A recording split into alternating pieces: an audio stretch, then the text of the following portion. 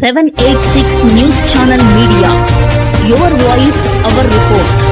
నారావారిపల్లె వద్ద ముఖ్యమంత్రి చంద్రబాబు నాయుడు గారు కుటుంబ సభ్యులతో సంక్రాంతి పండగ అయితే జరుపుకున్నారు.